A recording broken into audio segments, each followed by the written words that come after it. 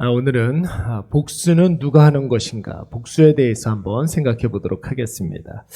우리가 묵상하고 있는 창세기 34장의 말씀은 예기치 않은 상황들을 만났을 때 다양한 사람들의 반응에 대해서 나오고 있습니다.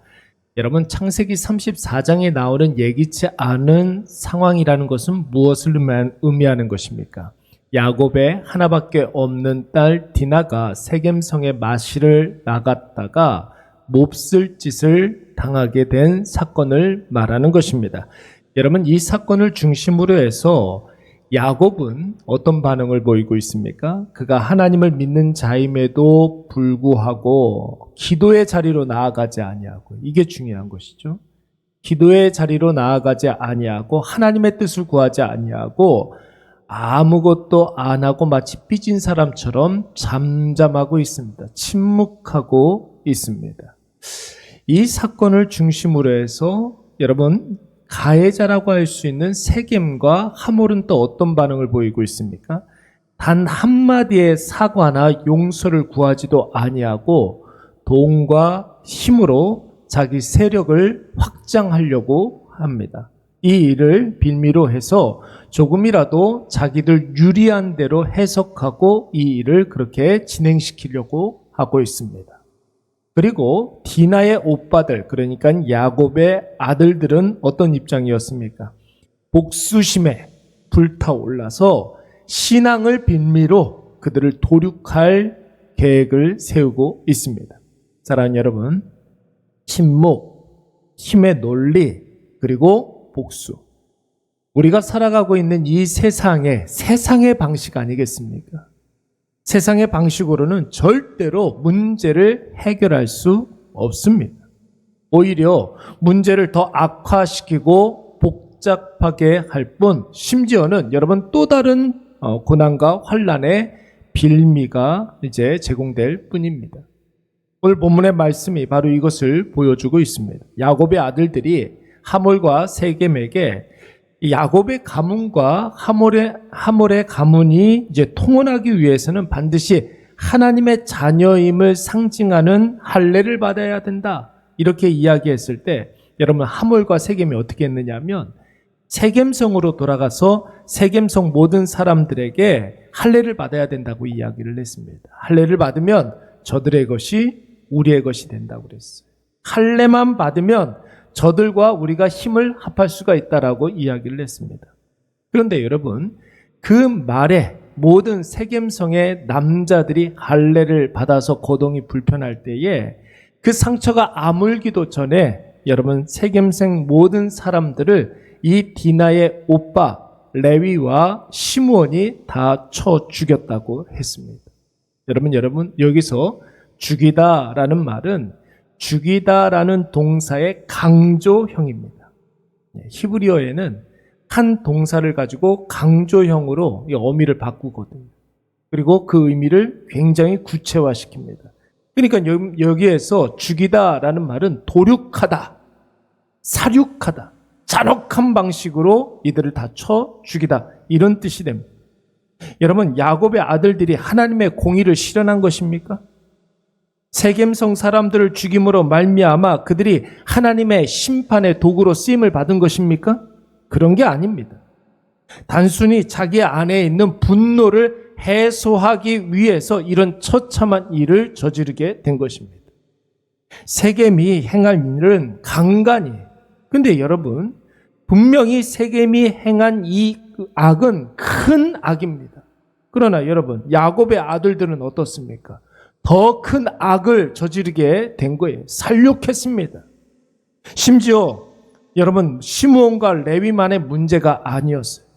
다른 야곱의 아들들은 시므온과 레위가 세겜성 남자들을 다 죽이고 돌아오자 무주공산인 세겜성에 들어가서 노략질을 일삼게 됩니다. 세겜성에 남자들이 없으니까 그 안에 있는 모든 것들을 다 취해도 된다라고 생각을 한 거예요.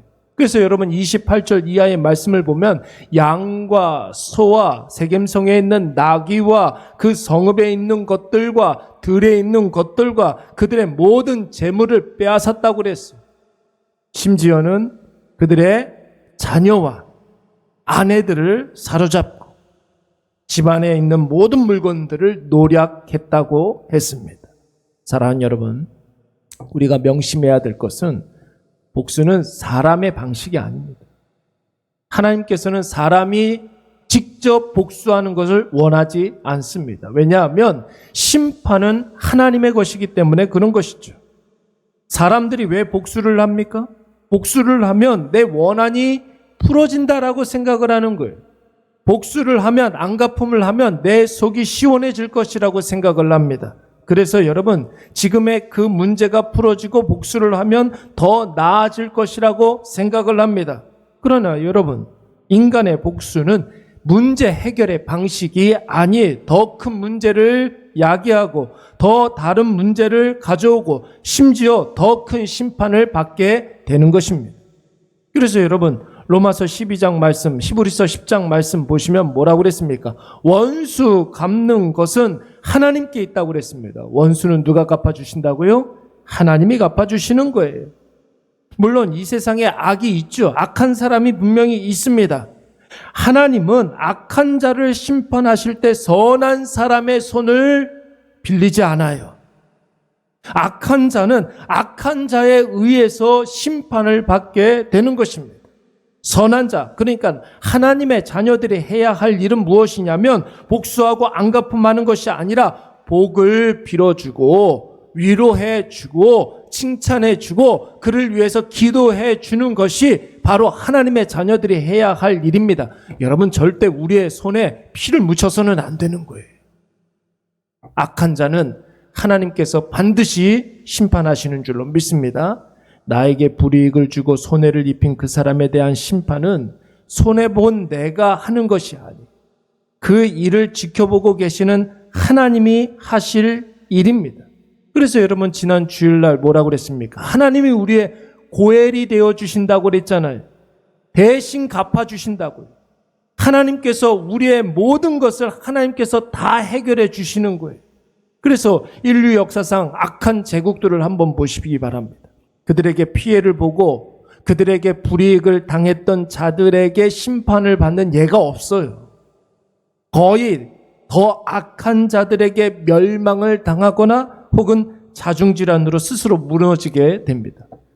여러분, 소련도 다른 강대국, 소련보다 더 큰 강대국에 의해서 무너진 게 아니잖아요. 자기들끼리 권력 싸움 하다가 어느 날 갑자기 무너졌습니다. 아수르도 내부 반란으로 자기들끼리 싸우다가 없어져 버린 그런 제국이고, 바벨론도 명확한 이유를 댈 수 없을 정도로 어느 날 갑자기 사라져 버렸습니다. 전 세계 패권을 장악했던 로마도 부패하고 난잡한 문화와 최악의 권력 싸움을 하다가 무너졌습니다. 악한 사람을 보면 저 사람을 누가 심판할까 싶을 정도로 정말로 기세등등하고 잘 나가는 것처럼 보이지만, 여러분, 하나님께서 한번 손대면 어느 날 갑자기 소멸해버리는 거예요. 분명히 악한 자인데 아무것도 어떻게 할 수 없을 것 같은 그런 세력들, 하나님이 가만히 있지 않습니다. 하나님 반드시 심판하시는데 그 사람은 사람의 심판보다 더, 그때의 심판은 사람의 심판보다 더 맹렬하다는 거예요. 올 한 해 우리가 숨가쁘게 살아왔는데 잘 한번 뒤돌아보세요. 올 한 해 나에게 행복하고 좋았던 일들만 있는 것은 아니었잖아요. 나를 힘들게 했던 사람도 있었어요. 억울한 일들도 분명히 있었습니다. 나를 배신하고 나에게 큰 손해를 입힌 그런 사람들도 분명히 있었습니다. 근데 여러분, 자꾸만 그 사람들 생각하지 마세요. 내 안에 복수심만 키워갈 뿐입니다. 우리가 꼭 경계해야 되는 것은 두고 보자. 이런 생각이 드는 순간 여러분, 그 마음을 경계해야 됩니다. 내 안에 원한을 키우지 마십시오. 그러다가 내가 더 큰 악을 행하게 되는 것이죠. 악한 자의 심판은 하나님의 영역인 줄로 믿습니다. 하나님이 하실 일을 내가 하려고 하면 내가 하나님이 되려고 하는 것이죠.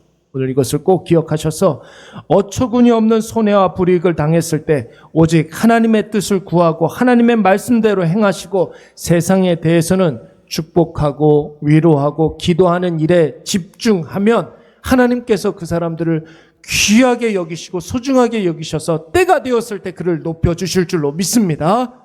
오늘